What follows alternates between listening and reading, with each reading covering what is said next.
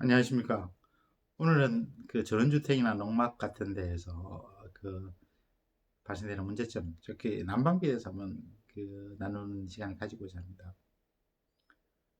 누구나 전원주택을 꿈꾸고 있죠. 어떤 자연과 함께 그 자연을 보면서 이렇게 전원 생활을 하면서 그 어떤 도심에서의 어떤 팍팍한 그런 생활에서 벗어나고자 하는 생각은 누구나 다 가지고 있는 것 같습니다. 그래서 그 많은 사람이 실제로 뭐 도시에서 실제로 그 시골로 가서 전원생활을 즐기는데, 전원생활에서 뭐 많이 얘기한 것은 가장 큰 문제점이 저는 두 가지로 생각합니다. 아니 여러 가지가 있죠. 그래서 오늘 뭐 말씀드리고 싶은 것은 주로 난방비 쪽에 대해서 말씀을 드리고 싶은데, 뭐 교통비라든지 정보의 좀 어떤 취약성 이런 부분에 대해서 말씀드리고 싶습니다. 최근 그 시골에서 뭐 인테리어비라든지 농막을 짓거나 뭐 이런 특히 뭐 집수리를 한다든지 이런 인테리어도 하는 그런 사람으로 전화를 받았는데, 상당히 지금 경찰에서는 어려움이 있다고 합니다. 그런가 하면 최근에 가장 큰 한파가 닥쳐가지고 지금 뭐 그냥 뭐 예를 들어서 뭐 보일러가 얼어서 터진다든지 뭐 그런 현상이 많이 발생된 모양입니다. 그리고 최근에 저도 그 주인으로부터 들은 얘기가 실로 충격적입니다.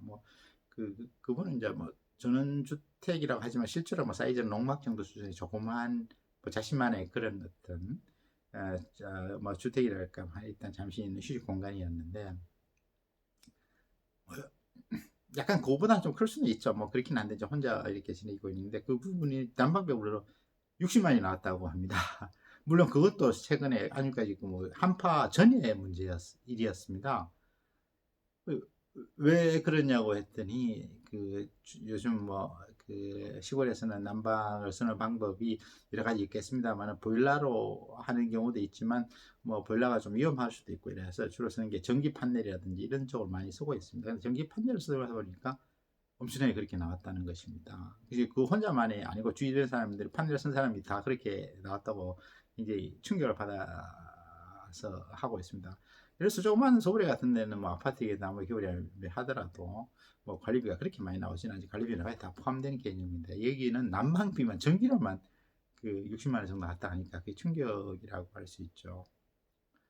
또한 시골에는 사실은 뭐 대중교통이 발달되어 있지 않기 때문에 차를 줄 사용되고 거리가 멀어서 교통비가 상당히 생각보다 많이 듭니다.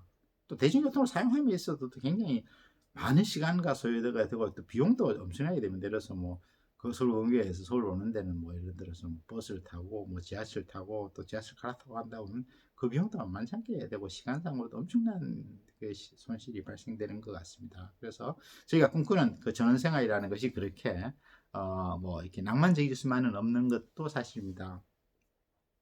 그래서 최근 뭐 패시브 하우스라든지 이래서 뭐 단열재 부분 많이 쓰고 있긴 합니다. 그런 과정에서는 또뭐 건축비가 너무 많이 발생되고 있는 그런 문제점이 있기 때문에 사실 좀 어려움이 있는 것 같습니다. 그래서 좀 더 뭐랄까 전원생활 꿈꿈에 있어서는 어떤 그런 부분을 좀 더 정확한 실상을 파악하고 그에 따라서 미리 어떤 예산상이라는 이런 걸 제대로 준비하고 그에 대한 대비를 할 필요가 있다고 생각하기 때문에, 그리고 또 너무 많은 비용을 전원주택이나 투자를 하게 되면 사실은 그를 해소할 수 있는 가능성이 거의 없습니다. 시골에서는 전원주택을 지었다 하더라도 전원주택이 아무리 아름답고 잘 지었다 하더라도 그것이 사실은 판매 가격에 반영될 가능성은 거의 많지 않다고 합니다. 왜냐하면 워낙 사람들이 취향이 다양하기 때문에, 또 전원주택을 만들 때부터 자신의 어떤 취향에 따라서 반영되기 때문에 그에 따른 한계가 있다고 한다는 거죠.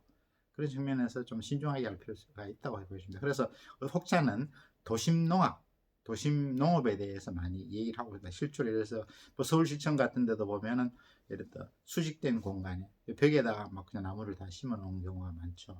그 다음에 예를 들어서 뭐 베란다에 뭐 나무를 심거나 뭐 하초를 심는 것을 말할 것도 없고, 옥상에도 뭐 그런 휴식 공간을 만든 것처럼 또 그런 또 어떤데 뭐 고수분지나 이런 쪽에서는 각 한 평 정도로 해서 자기 스스로 뭐 1년간 임대를 해서 뭐 거기 스스로 자기만 나름대로의 작물을 심도하러 하는 그런 시스템이 돼 있고, 실제로 여러 나라에서도 그렇게 하고 있는 것으로 알고 있습니다. 그리고 또 뭐 그러니까 너무 도심으로 통하는 것보다는 죄송합니다.